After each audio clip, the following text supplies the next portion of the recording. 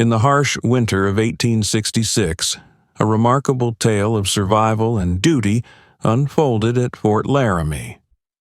As celebration filled the officers' quarters on Christmas Eve, an unexpected visitor emerged from the brutal Dakota Territory night. The temperature had plummeted to 25 degrees below zero, and fresh snowfall created an inhospitable landscape that threatened death to the unprepared. The figure who materialized from this forbidding darkness was John Portugee Phillips, age 34, bearing urgent dispatches that would cast a shadow over the fort's festivities. His appearance was striking.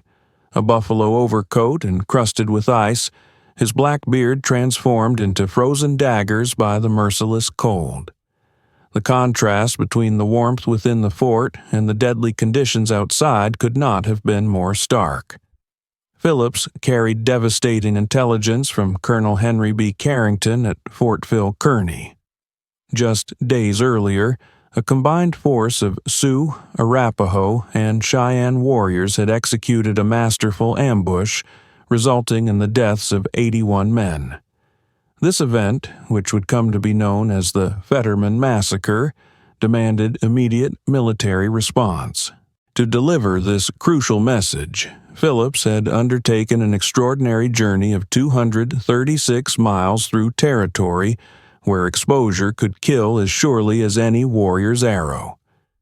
Though he began with companions, the final 40 miles became a solitary test of human endurance against nature's most formidable elements. His survival depended on techniques refined through bitter experience on the frontier. The methods employed by those who regularly faced such conditions were sophisticated in their simplicity. Animal hides were worn with fur inward, creating crucial insulation against the killing cold.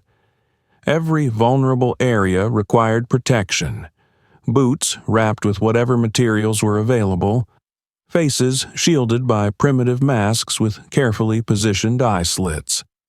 These slits served a dual purpose, protecting against both freezing temperatures and the dangerous phenomenon of snow blindness caused by ultraviolet radiation reflected from the endless white landscape. The threat of frostbite loomed constantly, particularly to extremities such as fingers, toes, ears, and nose. This condition, where tissue literally freezes, could lead to permanent disfigurement or loss of limbs. The common practice of rubbing affected areas with snow, though widespread, often exacerbated the damage to already compromised tissue. More insidious was the danger of hypothermia, where core body temperature drops below 95 degrees Fahrenheit. This condition could prove fatal, causing cardiac irregularities or complete cessation of heart function. The frontier offered few remedies for such severe exposure, making prevention absolutely crucial for survival. The toll of Phillips' journey became evident upon his arrival at Fort Laramie. For weeks afterward, he battled the effects of severe frostbite and exhaustion. His horse, having given everything to this mission of vital importance, succumbed to the ordeal shortly after reaching the fort.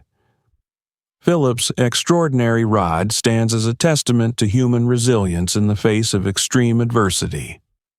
In an era when the elements claimed countless lives on the frontier, his survival against such overwhelming odds remains remarkable.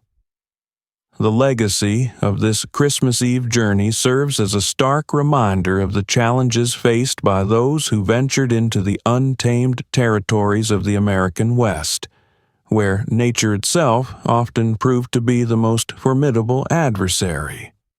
His story, while ending in personal triumph, carries undertones of the broader struggle between civilization and wilderness that characterize the frontier experience.